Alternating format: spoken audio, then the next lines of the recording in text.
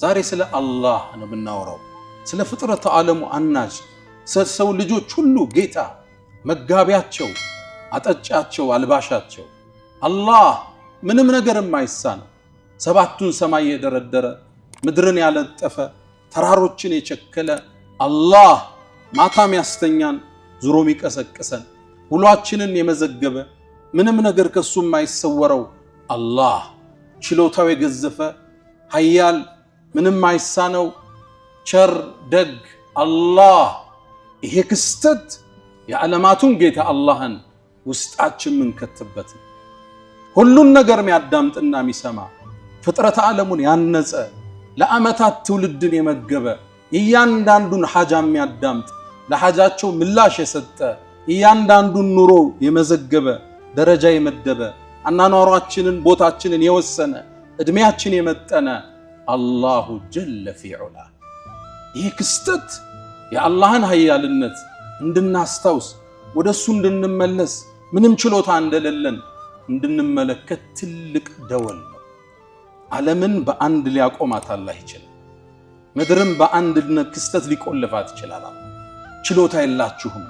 ቴክኖሎጂያችን፣ መኪናችን፣ ሞባይላችን፣ መሳሪያችን ሁሉ ፋይዳ ቢስ መሆኑን አላህ ትንሽ ሞክሮ አሳይቶን ነካ አድርጎ ጨበጥ አድርጎ ጠቆም አድርጎ አመላክቶን አላህ የፍጥረት ሁሉ ፈጣሪ ኃያል ጌታ ድሮም ብቻውን የነበረ ኋላውን ብቻውን የሚቀር አላሁ ጀለ ፊዑላ ላ ኢላሃ ኢላላህ ከሱ ውጭ ፈጣሪ በእውነት የሚገዙትን በርግጥ ጌታ የለም። ያመላክተን ወበነይና ፈውከኩም ሰብዓን ሽዳዳ ከበላያችሁ 7 የበረቱ ሰማይ እንደረደርናል። አላህ የአንዱ ሰማይ ውፍረት ኢብኑ አባስ እንደሚሉት 500 ዓመት ያሰዳላል። 500 ኪሎ ሜትር አይደለም ዓመት ያሰዳል። ከአንዱ ሰማይ ሁለተኛው ድረስ ሌላ 500 ያሰዳል። 7 እንዲያርጋችሁ ደርድሩት።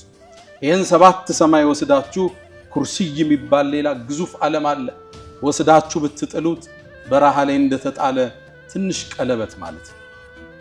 ወሲዓ ኩርሲይሁ ሰማዋት ወልአርድ ኩርሲይም ሰማያትም ሰፉ ይላል። ወላ የኡዱሁ ሕፍظሁማ እነሱም መጠበቅ ለጌታ ሂሳ ነው ማለት ነው። በሱ ቁጥጥር ይዞታ ውስጥ ያሉ ናቸው ሁሎችም። ያለ ምሰሶ አቁሞታል።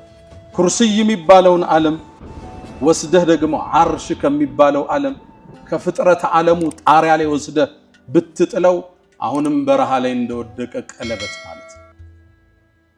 አላህ ከዓርሽ በላይ የፍጥረት ሁሉ ፈጣሪ አላህ አርረሕማን ዐለል ዓርሽ እስተዋ ثم استوى على العرش ከፍጥረት ዓለሙ በላይ የሆነው ከዓርሽ በላይ የሆነው አላህ ጩጫን ምትሰናውን ክስተት ግን እዛ ሆኖ ይመለከታል።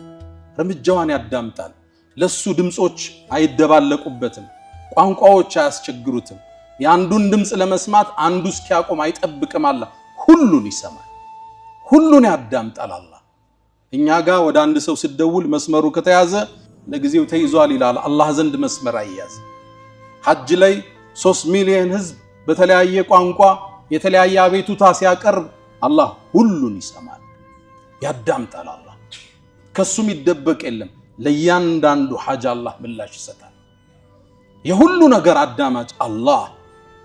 እናታችን አይሻ ረዲየላሁ ተዓላ ዐንሃ ስለ አላህ ኃያልነት ስትናገር አንዴ ትላለች ኸውለት ኢብኑ ተዕለባህ የምትባል አንዲት ሴት ወደ ነቢዩ ዓለይሂ ሰላቱ ወሰላም መጣች። ወደ ነቢዩ ዓለይሂ ሰላቱ ወሰላም ቀርባ ባሏ ጋር ግጭት ተፈጥሮ ነው የባሏን በደል ልትናገር ለአላህ አቤቱታ ልታቀርብ መጣች። የአላህ መልእክተኛ አለቻቸው እኔ ቤታችን ጠባብ ነው አዳምጣት ነበር ትላለች እናታችን አይሻ። ግማሹ ንግግሩ አይሰማኝም ከፈለውን ግን አዳምጠው ነበር። የአላህ መልእክተኛ አውስ ኢብኑ ሳሚት የዑባደቱ ኢብኑ ሳሚት ወንድም ነው ባሏ። እሱም በሆነ ነገር ተጋጩና አንቺ እንደናቴ ጀርባ ሆኝብኝ አላት። እንደናቴ ነሽ ፈስቸሻለሁ ማለት የአላህ መልእክተኛ እንዴት እንዲህ ይለኛል? ልጆችን ወልጀለት ወጣትነቴን ሰጥቸው በደለኝ እኮ ተፈታሽ እያለኝ ነው አሏት።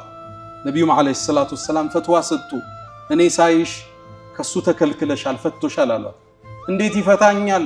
ይሄን ሁሉ መስዋዕት ከፍዬ ለትዳሬ አላህ ወይ ላንተ አቤቱታዬን አቀርባለሁ ትላለች እያወራች።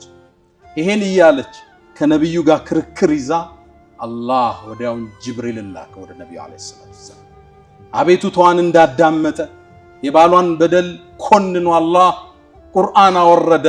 ቀድ ሰሚዐ አላህ ቀውለ ለቲ ቱጃዲሉከ ፊ ዘውጂሃ፣ ያቺ በባሏ ጉዳይ ካንተ ጋር የተከራከረችውን ወተሽተኪ ኢለላህ ወደ አላህ አቤቱታ ያቀረበችውን የባሪያውን ድምፅ አላህ ሰምቷል። ቁርአን